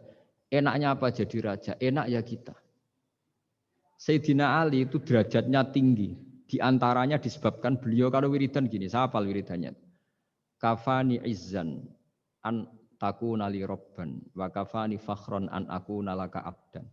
Gusti, saya ini punya nikmat yang luar biasa karena menjadi Tuhan untuk engkau. Zat yang abadi, yang kekal, yang pertama. Coba kalau saya jadi hambanya Fir'aun, Tuhan mati tenggelam lagi, kan nggak ada kerennya. Udah gitu sekarang jadi tontonan lagi coba. Andai kan kamu punya Tuhan Fir'aun kayak apa tersiknya? Sudah Tuhan mati jadi tontonan. Sudahlah Gusti, keren saya ini karena punya Tuhan engkau, zat yang abadi, yang lahul asmaul husna. Wa kafani fakhron an akuna laka abdan, dan saya keren sekali karena menjadi budak engkau, menjadi hamba engkau. Coba kalau saya jadi hamba sesama manusia, kerennya apa? Podo menusane, podo lemah, podo mati ini harus saling memperbudak. Kerennya apa? Jadi orang dulu itu kalau sudah munajat, makanya Nabi ngendikan wa qurratu aini fis sholat. Kalau sudah sholat tuh nyamannya bukan. Jika masyhur dalam cerita-cerita ketika Umar kena panah dan panah itu bentuknya kayak pancing, kalau ditarik sakit karena bentuknya kayak jangkar itu. Umar minta apa? Nanti tarik ketika aku sholat. Ketika sholat beliau ditarik beliau tidak kerasa. Dan itu harus dilatih. Ya tadi, jadi, Quran saya ulang lagi, Quran itu harus ditafsirkan seperti ini. Kalau tidak, maka orang akan menanyakan. Saya juga pernah ditanya orang yang sebetulnya ya agak kurang ajar, tapi tak anggap bodoh sajalah daripada dianggap kurang ajar. Hebatnya apa Gus? Quran mengatakan wa kulu washrobu, sementara ini kitab suci yang sakral. Kenapa hanya bakas makan dan minum? Saya bilang orang bakas Alphard, bakas Mars, bakas planet Jupiter itu enggak keren karena enggak bakas enggak mati. Tapi kalau orang enggak makan mati, berarti Quran membakas kebutuhan dasar manusia. Jadi mendesak, makan itu mendesak. Nah, kenapa harus dibahas? Dalam hukum dunia manapun yang namanya mengambil milik orang lain itu harus pamit. Semua alam ini milik Allah, sehingga kita boleh makan tuh nunggu izinnya Allah. Maka Allah dulu yang ngendikan kulu, kamu boleh makan, baru kita boleh makan. Makanya Islam menganjurkan kita makan baca bismillah, itu pamit yang punya. Kamu pernah beli oksigen, kamu pernah beli buah-buahan sama Allah, tidak pernah beli kan?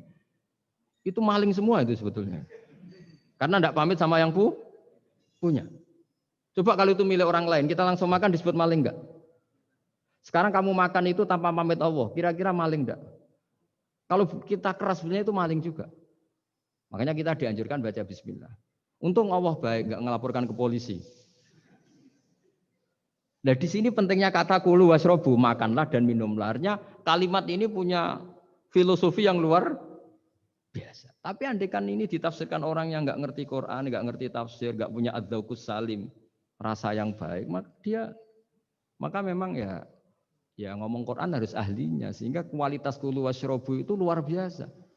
Saya sering sujud syukur karena ayat itu, ya Allah betapa baiknya engkau mengizinkan kita makan rizkimu. Hanya modal baca apa? Bismillah. Sudah gitu oleh ulama dikatakan bismillah hanya sunat, kalau enggak juga enggak apa-apa, cuma sedikit kurang ajar lah ngomong.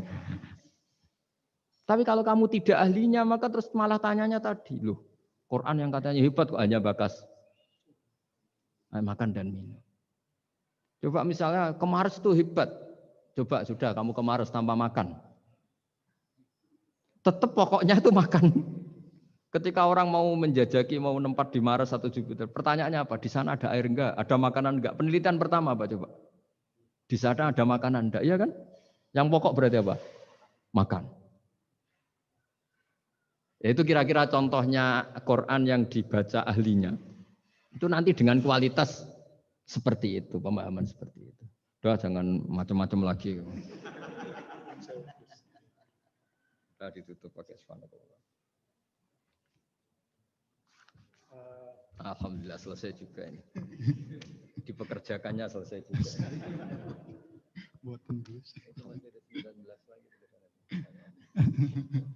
Baik Bapak Ibu sekalian, mohon maaf pertanyaannya dibatasi baik yang datang on-site ataupun online karena keterbatasan waktu, yang kedua juga karena keterbatasan dari jawaban tersebut juga gitu ya.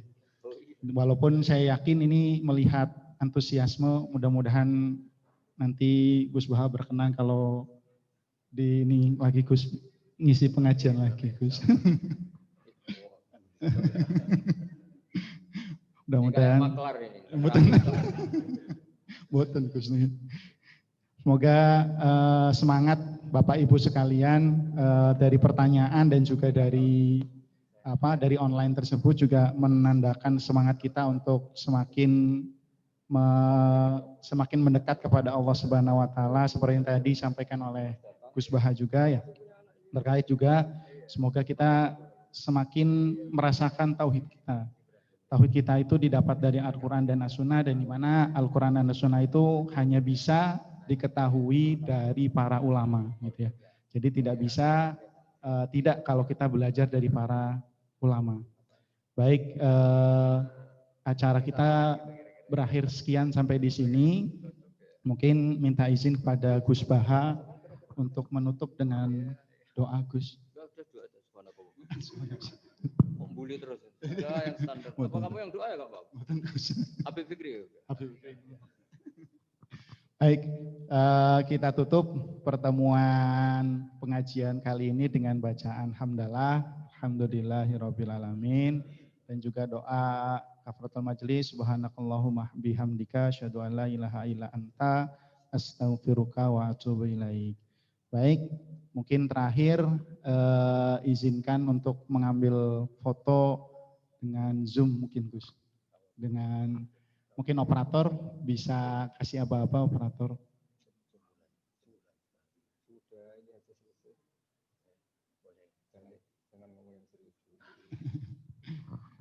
Mohon izin Gus, ambil foto sebentar Gus.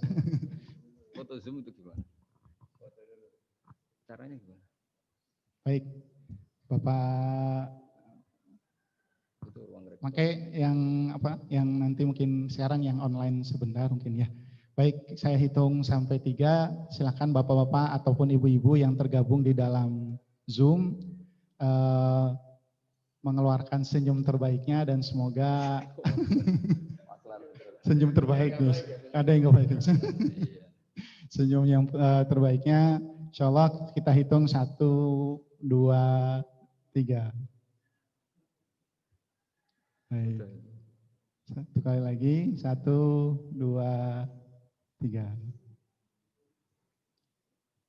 Baik, terima kasih atas kehadiran. Juaranya enggak? Dalam senyum terbaiknya ada juaranya enggak? Ada juaranya. Oh. Baik, Bapak Ibu sekalian, terima kasih atas kehadirannya dan insya Allah semoga menjadi berkah buat kita semua. Banyak ilmu yang kita dapatkan dari Gus Baha, semoga menjadi amal setelah kita selesai dari pengajian kali ini. Assalamualaikum warahmatullahi wabarakatuh.